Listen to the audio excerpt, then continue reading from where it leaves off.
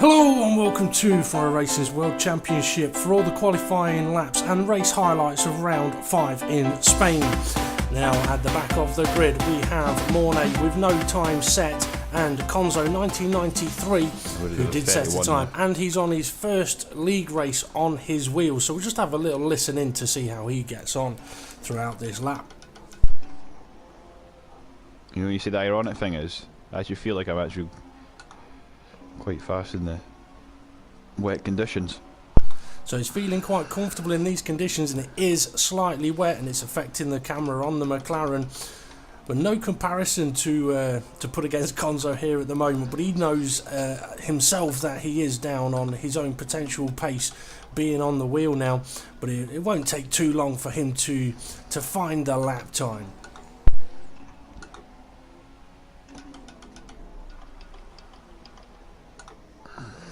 Yeah, if anybody's watching my stream just now, you're currently watching me on a wheel.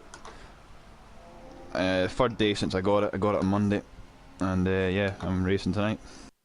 And there's confirmation from the man himself, and he may even get a few tips from one of his racing assistants. I feel quite comfortable. Not bad. Yeah, I feel alright actually. It's just a shame I'm not that quick at the moment. You just have to take your time in this weather. Yeah. And Jammy James is not overly wrong. If you're new to a wheel and you're driving in the slippery wet conditions, you do kind of just have to take your time. But it's been a nice clean lap from Conzo to 131.128.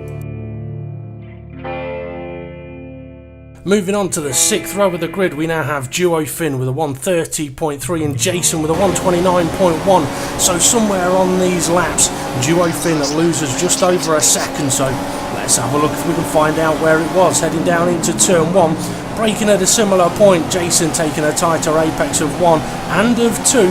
Duo Finn taking it a little more cautiously, but getting it turned in better. 4-3, but a little bit of understeer mid-corner. Now as we check the bridge to see who's ahead, Jason is already a tenth or two ahead, but he now ran wide on turn 4. That gives Duo Finn a chance to pull that gap in, but actually Jason is still opening up the gap. Turn 5, tricky little corner, especially in the damp conditions, and we can see that Jason's really pulling out the gap into the fast left-right, although in these conditions it's not particularly fast. Up the hill now, and you can see that that gap is just opening up more and more through each of the corners. So a tricky qualifying session for Duo Finn then, but for Jason, he's absolutely flying for himself at the moment. Into the hairpin, Duo Finn having to take 2 stabs at the corner. That's not going to help his lap time, and that has helped Jason pull even further away. Only a few corners left to go. Can Duo Finn pull it back at all? I'm not so sure. Jason, he's got that gap open. Duo Finn very, very cautious through the final chicane. Jason a little bit more aggressive. So Jason's going to cross the line with a 129.1 and Duo Finn with a 30.3. Taking their places on row 5, we have Dan Evs with a 128.2 and GT5 King with a 128.1, but Dan's footage unfortunately was corrupted, so it's a solo lap for GT5 King. So let's see how he gets on into turn 1, hard on those brakes, get it turned in early, get on the curbs, which is exactly what he's doing. Now be prepared for turn 3, the car will want to understeer, you're going to have a lift somewhere through the corner, and he does halfway round it. Now use all the road. Don't be afraid of using a bit of the curb, but in these conditions got to be careful on the brakes. Nicely through turn 4. Now down the hill towards turn 5. The car wants to lock up. The left front goes light. He's having to double turn in. Now hard on the power. A little bit of a curved straight, and then we're into turn 7 and 8. See how he handles here. Can't quite make the apex of 7, clips the apex of 8, now 9. Blind over the hill, can't quite get into the apex again, but using all of the exit curb. Now, hard braking zone on to turn 10. We saw Duo Finn take 2 stabs at this corner, but GT5 King's got it absolutely spot on. He'll just feel that he's not quite fast enough. Although it probably feels like an absolutely brilliant lap. I mean, it's been a nice clean one into the final Mickey Mouse section, perhaps a little bit too cautious. Down to second gear, 2 corners to go. Use the curb nicely, hard on the power, correct the steering, pull it round the final corner. It'll be a 128.165. And now perhaps one of the surprises of the season on the 4th row of the grid, Killer Corkin in 8th place with Kev 187 in 7th. So the tricky wet conditions not helping Kev out at all. Now these two half a second between their lap times, so we'll see if we can spot where that gap opens up. Neck and neck into turn 1. Kev with a slightly better entry. Killer Corkin with a slightly more cautious exit. Kev using a lot of steering to try and get it around turn 3 with a lot of understeer kicking in, with Killer Corkin having a big sideways moment on the exit. Kev opening up about half a tenth of a gap. The Astro Surf after turn 3 just almost spun me around. And there's Killer Corkin saying about the exit curb, nearly spinning him round into turn 5 now, both nicely through there. But again, Killer Corkin's car looking a little bit more twitchy, could be hinting at perhaps slightly lower downforce. Can't make the apex of 7, Kev does, but they both now power up the hill, and Kev has now opened up that gap a little bit more. So through 3, 4, 5 and 6. Oh, Killer Corkin having another wiggle. That's where the time is coming from. Check the bridge for the gap, it's getting bigger. Now the hairpin, 2 very different lines through there. Kev making it to the apex, Killer Corkin not quite getting there, but in damp conditions staying off the racing line isn't a bad idea. Now into the Mickey Mouse section. They actually got very, very close until entry to that corner, because Kev's just opened up the gap a bit more, using all of the curb through the final 2 corners, or the final 3 corners for both of the drivers. And now heading on to the line. 8th place for Killer Corkin, 7th for Kev 187. Moving on now to the 3rd row of the grid, where we have Jamie James in 6th and Bartman 2112 in 5th. Very close lap times, only 3 tenths between them. So let's have a look at their laps. And that's Barman's teammate asking if he's just starting a lap. The answer is yes, so don't put him off. Through turns 1 and 2, slightly different lines. Barman taking a wider entry into turn 3, could help him on the exit. James a little smoother on the steering. Now as they power on up towards turn 4, you can see Bartman's already opened up a nice healthy gap.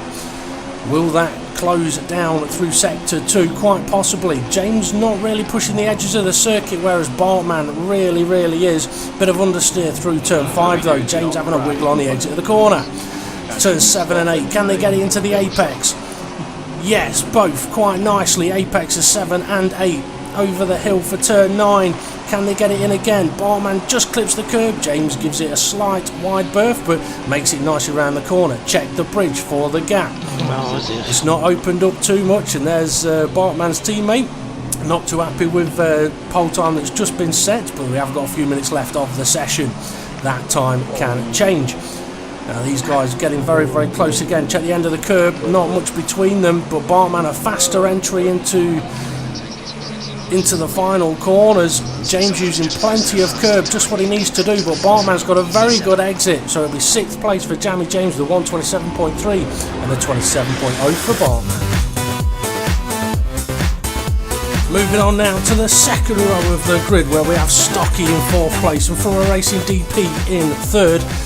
Their lap times very close, only a tenth between them. So as they both make their way down to turn 1, are we going to see different braking points? Not really. DP using plenty of entry curb, both being very aggressive through turns 1 and 2 and through 3, trying to hold the apex, understeer trying to kick in, and now work their way up to turn 4. Check the bridge for the gap. Really not much between them at all, but DP's gone a little deep at turn 4. This gives Stocky a chance of getting ahead, and he is slightly. Now into the downhill turn 5, get it turned in, get on that power, don't let the car slide. Turns 7 and 8, we've seen a few struggle with the apex. Can these two make it? Stocky can, yes. DP not so much. Check the bridge for the gap. Stocky just ahead. Turn 9, the tables are turned. Dave makes the apex, Stocky doesn't. Check the bridge again for the gap. As the gap come down, perhaps just a little bit. Both making apex of the hairpin. Turn 10. Now we're into the tricky little section over the crest, round a slow, long, horrible corner. Now we're into the Mickey Mouse section. flick it in over the curbs if you can. Stocky now is down a little bit, not using as much of the curbs now. Power out of the penultimate corner, force it around the final corner, and it'll be 4th place for Stocky and 3rd place for Front Row Racing DP. Now it's time for the front row of the grid, where we've got Tempfear in 2nd place and Overdyking taking pole with hardly anything between their lap times. So this will be close. Although visually, Tempfear may finish the lap before because it's very difficult to get them starting at exactly the same point. But nicely for both of them through turns 1 and 2. Very, very similar lines and steering angles through 3. Tempfear letting the car run a little bit wider on the exit. Overdyking slightly ahead now into turn 4. Again, very similar lines, but looks like Tempfear, I was going to say, wanted to use more of the road, but decided not to. Turn 5, can they get it down into the apex? Tempfear, yes. Overdyking, not so much. Turn 7 and 8, check the bridge. The Overdyking's back ahead. Overdyking making the apex. Tempfear hasn't. That's going to have cost him a little bit of time, and now Overdyking is pulling that gap out. Turn 9, both nicely through there. This is very, very close. Check the bridge at the end of this straight. Not much between them at all. Both hard on the brakes, and Overdyking taking more curb than Tempfear again. That's where he's pulling out some of this lap. A long, long right-hander, horrible corner, and a rather loud engineer will turn him down into the final few corners. And again, it's the apex lines that's helping Overdyking, but Tempfear using more curb now. That could pull him back. A little bit of twitch on the rear end for him though. Now, as they now power onto the final straight, it'll be Tempfear in 2nd place, but Overdyking on pole position with a 126.665. Hardly anything between 1st and 2nd place. But now we'll move on to round 5 Spain, race highlights and the race commentary team.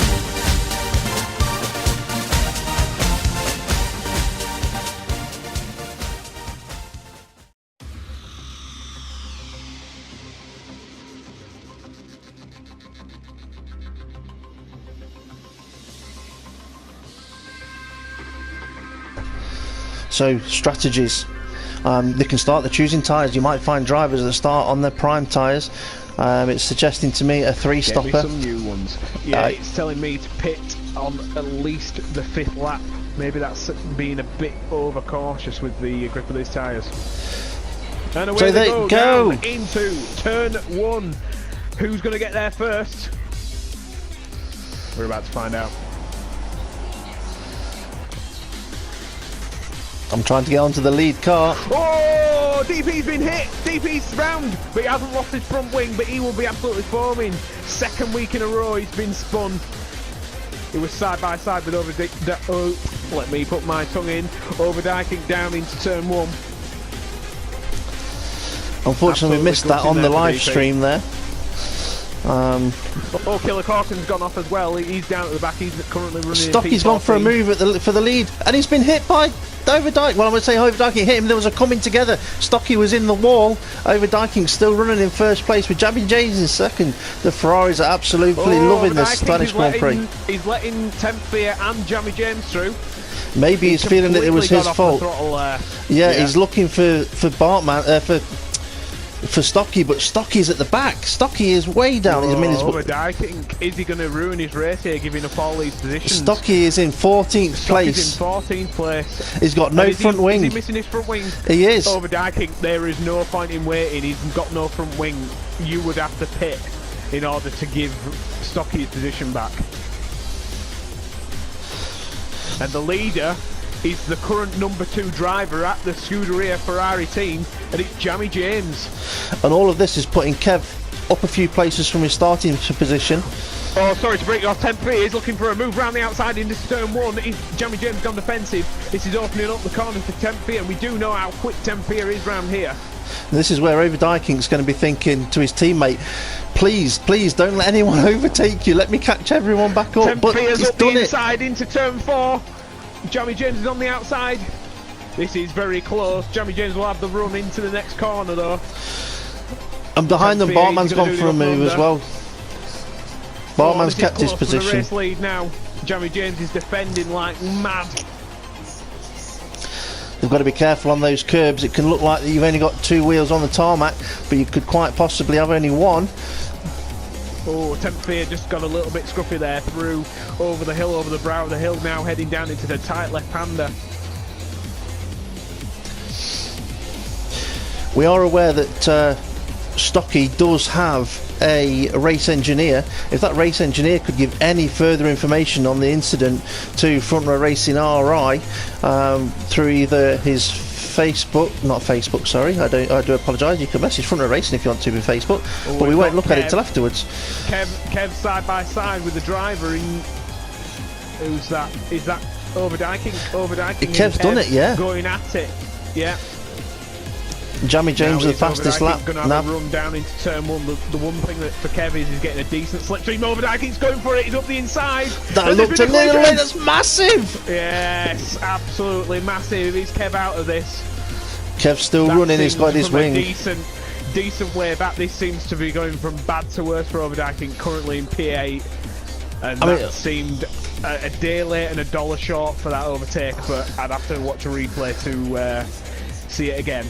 I didn't think personally the overtake was on, and then Overdyking did go for the overtake, but without being sat in that cockpit at that time, you can't exactly know what you would do yourself. You can't judge it, unless you were there. Could that have been an avoidable collision, even from Kev's point of view? If you see from your peripheral vision that somebody's made a dive bomb up the inside. I mean, at this point, just a touch more room, but then again, was it too far back? We do not know. But Overdyking's going for a move. That's Duo Finn on the prime. Is it Mornay? Is it? I thought it was Joey for a minute, but it is. And Killer Corkin's in there. Killer Corkin, is he going to take this place off of Overdyking? All running up the hill. And Overdyking looks like he's going to. It is Duo Finn. To apologise. Having a look at Killer Corkin having a look at Duo Finn into the Mickey Mouse section, but he's backed out of it. Duo Finn's gone wide, and that's allowed more. Yeah, it's allowed Mornay in. Morney is his teammate, but he's in the Force India. Yeah. It looked like Joey Finn was going for the 1980s final corner. Well, it's actually the 1990s final corner. The long rotator. Trying to get P1 off Temp Fear. Temp Fear has taken P1 at the moment. But yeah, Jamie James is not letting this lead go. But it's Jamie James is having all manners of problems. The #1 driver at Ferrari is absolutely shooting himself in the foot. Temp Fear's gone wide. Is this going to give Jamie James the run up the hill? Jamie James looking very strong this week. Yeah, he is. He's looking really strong. This is why the dry conditions does tend to favour the wheel users. The one thing Jamie James will not want is any rain, because he knows how fast Temp Fear is in the rain. And he's right up his gearbox. He's not letting Temp go. I think this is proving that Jamie James has got a really nice setup on, and the Scuderia Ferrari team, all their bets are now on Jamie James to get the most points for them. The DRS was available from the previous lap, so Jamie James will be opening his DRS this lap.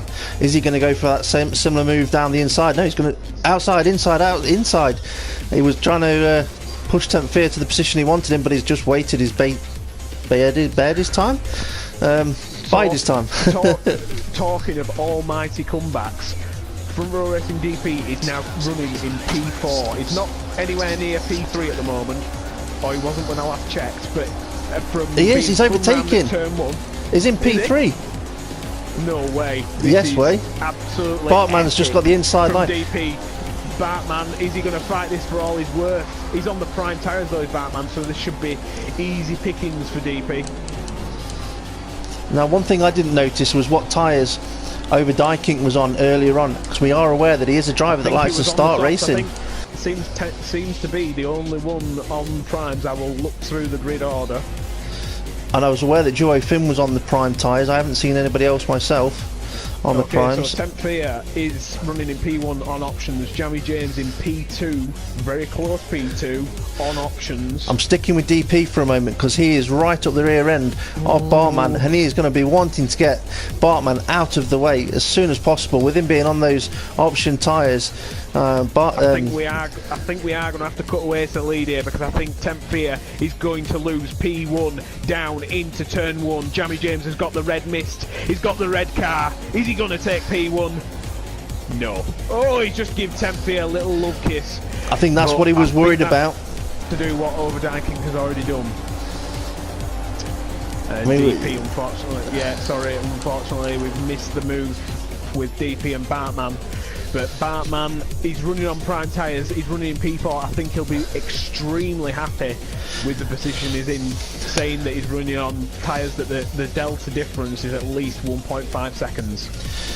That is correct. And just to quickly run through that order, so Tempfear in first place, then Jamie James second, Front Racing DP third, Bartman in fourth place, Kev 187 in fifth, with GT5 King showing very strong pace just behind him very strong in pace. sixth place. We've Then also got Yarson. another prime runner. Yes, that is right. Yarson could be running extremely long on these primes as well. He does like to stretch them out. And behind Yarson, we've got, should have been Overdyking. There he is. He's not too far behind on the option tyres. Not had the greatest of starts. Not necessarily all his own fault, but we won't be able to tell that till later. Then Killer Corker 9th, Mornay 10th, also running on the prime tyres. Duo Finn in 11th on the prime primes, tyres. Then we got Dan Evs on the options. I didn't really see anything that happened with Dan Evs at the start. I'm not saying nothing happened, but Tempfear is looking for turn one, going up the inside. He's got it done. So when Jamie James was trying to make that move done, he didn't have the speed to make it to count, and ended up having to back out. For the viewers, we've missed another overtake. It is Kev 180 has overtaken Bartman. Oh, and up at the front, Jamie James is still not letting go of Tempfear.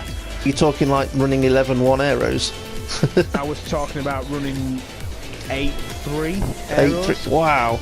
I have heard that you were quite. Tempfear's just got out of shape. Tempfear's got really out of shape. Jamie James went for the pit lane. Oh, that seemed very close on my screen to be. It did, but I think it was just DP's followed him in. So DP, I tell you what, I'm going to keep on board with DP because he's going to be hoping that there's a slight possibility of jumping Jamie James in the pit lane, but he might not be able to. DP's gone straight through. And he's going on the prime tyres. Also Mercedes-Benz. No, it isn't. It's GT5 King. He's got Toto Wolff's. Let's just listen to a piece of radio. You come in. Oh, he's in. I was going to say something then, but my impressions are absolutely terrible. That was also very close to going over the white line at the pit entry. I'll tell you what, Toto. Conzo just, even though he's a lap down. Kev 187's doing his pit stop. Bartman staying out on a set of primes. And Overdyking and Jamie James, they've come out in front as many points for the team. Yeah. But look at the speed difference between DP and Overdyking now. Ooh, they DP let the brakes. And I tell you what, Overdyking's tyres look absolutely shot. He'll be looking to probably try and do a one-stopper here. The outside, is he? No, he's waiting for the inside. Here we go. Hard on the throttle. He should have this done with it. Yeah, he isn't going to have a leg to stand on. He's trying it round the outside. Now these two cars came into this corner side by side last season, with Overdyking trying to go up the inside, and he can't make it work this season, not with the tyres that he's got under his car at the moment. And crucially, Jamie James is already 10 seconds. Well, the leader's 10 seconds ahead of DP, and currently in the lead now, right behind. Oh, look at Overdyking! Overdyking just couldn't get any power down around the corner. No traction whatsoever. And are we going to see that front left tyre is looking absolutely like as if it's going to burst any second. Now we're going to see an epic puncture. He may not have been aware of another car. Unfortunately, when you're in this racing series, awareness is key. It's what it's all about. I mean, you need to be looking behind you almost as much as you're looking forwards. And we've got Stocky right up behind Overdyking at the moment. Stocky is on the softer rubber tyre, and he is looking quicker at this moment in time. Overdyking, I don't think he's going to fight this. He knows he's on the set. Oh, he is fighting it. He's not wanting to let Stocky pass. But Overdyking, if he's smart, he'll let Stocky through. And when Stocky's options run out of grip, he's not letting him through. He's sticking it. But Stocky's not a mug. He's going to try all the way around the outside. He's got the better line for this corner. If he can get the switch back up the inside. Is he going to do it? And he's going to have to try and go all the way around the outside of turn 4. Oh, there's been a little bit of contact. I think overtaking was hard turning in, wow. and he's done it all the way around. Absolutely amazing driving there from Stocky. And just to think that he is only, I think it's 15, 16 years old. Now that is a talent. Yeah, that is fantastic. I'd love to see Stocky with a wheel. Is at this event should be able to do 10 laps, and I would say 7 to 8 laps comfortable. This is looking close So- for P1 with Temp Fear, and Kev is right up his rear end. I'm going to predict Bartman as well. Bartman's feeding on this. He's thinking, well, I were a bit of fish out of water in the first couple of stints I was up there. Kev 187 is going for the lead on Temp Fear. He's gone for the move up the inside into turn 1, and he's got the move done. Temp Fear didn't fight it. I think that's quite clever there from Temp Fear. He's obviously on. They're both on the same compound of tyre, but Kev had that move comfortably done, and that just goes to show. I mean, you think about Temp Fear when he had the speed over Jamie James down that start-finish straight, and Kev just mugged him. So if it was Kevin versus Jamie James down there, it just shows you what could happen. Kev might have just a couple of laps fresher tyres, but Kev's just made a mistake running through downhill now. It looked like he dropped it into second gear a touch early, and it just kicked the rears out slightly on him. And Temp is not letting him go. But yeah, I'm just wondering if Kev may have just a slight advantage on slightly fresher tyres. James, just wondered if you could do something for us actually while we've got just nearly 10 laps to go. If you could have a look at the... Oh, Temp Fear's just nudged Kev up the rear. Yeah, okay, I'll tell you what, we'll stick with this just for now, but in a moment, when we get a chance, if we get to one of these pit and we've got a bit of a break, if you could look at the race director and see if anyone's been given any penalties yet, because that could change a lot of things. And this, are we going to see anybody jump into the pits in these top three? I'm wondering, you know, if... Temp Yes, there we go. Yeah, I did think his tyres didn't look 100%, but he's now got 11 laps to get to the end. The set of options going to get him there. I think, you know, DP's going to pit again as well. DP's just gone for a move. DP's gone for a move on Jamie James. He's just taken the position off Jamie James, but Jamie James is running on primes, and they are going to get to the end. Are DP tyres, are they going to get to the end? I can't see him wanting to. I think he's going to push so hard that he's going to put another set on as well. Yeah, because he's currently, at the moment, one of the fastest drivers on track is DP. He has set the fastest lap of the race so far with a 22.8, which is 2/10 off. DP is going to have both of these down the start finish straight if they don't. DP's going to have it done before then. Already up the inside. Yeah. Bartman's run wide, and Bartman's off the circuit. Kev's wide. Kev's going to have to go pit. He's in. They're both in. Jamie James has stayed out, and Jamie James. Well, now that's. Jamie James is right up his ass, but, pardon my French, but DP, I think he will also have DRS. Yes. Kev's looks like he's lining himself up. Yeah. He's going to have to get the hammer down, get the DRS open. Bartman, is he going to go defensive? Nope. He needs to. He should have done. Yeah, I thought he was going to take the Richie Davey. DP's coming out of the pit. DP's coming out of the pit, and he's coming out just behind them. To say he's got 2 lap pressure options, he's going to be grinning. Yeah, I know he's just conceded 2 positions, but he knows in the back of his mind he's got the advantage now, and he knows that this is time that cannot be wasted fighting. He knows Jamie James will not be making any mistakes out in front because he's got no dirty air. But not only that, Kev is 8.4 seconds. He will be at that marker that you mentioned at the end of this lap. 7.5 as he goes over the line. He needs to know the gap is more than 7.5 seconds. He then knows he's got a chance. If it's any less than that, he knows he's made the wrong decision to stay out on the primes. But DP's catching Kev. Kev looking very strong at this point, but DP is catching Kev, and that's going to be what Jamie James won't be aware of at this moment in time. Yeah, DP. The one thing for DP now, though, is he needs to get past these cars at ASAP. Unfortunately for Kev, maybe fortunately, it may grab some he's got DRS. Conzo ahead of him. Yeah, Conzo just getting in the way. Temp Fear's going to have the run now down into turn 1. They've both got DRS, but Temp Fear, unfortunately, they are going to start fighting, and that's exactly what Jamie James wants. And just to let the viewers know, the gap is 7.2 seconds. However, with these two fighting, this is just throwing the win out of the window for these two. DP looks like the strongest to take the win, but he also needs to get past these two and pull away. We've also got GT5 King is the next car ahead that is being blue flagged, and it's right coming into. Exactly what Kev did not want. Tempier's back in second place, and DP's right up his Jack Jones. It's 2.5 laps to go. Kev's looks like he's going for it. I'm not going to come past you here. We'll try and double down the start finish. Kev's going for a move up the inside. Temp's giving him a car's whip. He's trying it on the outside. DP's getting a bit squirmy on the power up the hill. Kev's trying it all the way around the outside. Now Tempier's got the inside. Tempier, is he going to give up? No, he's not. Kev's trying it around the outside. Very close. Almost touching. DP needs to dispose of these two as quick as possible because the gap is still. The DP is going to have 6 seconds. DRS and slipstream of a car that's got. No, it's gone 3 wide. He needs to get past both. He needs to get past both. He cannot waste any more time. He's down the inside.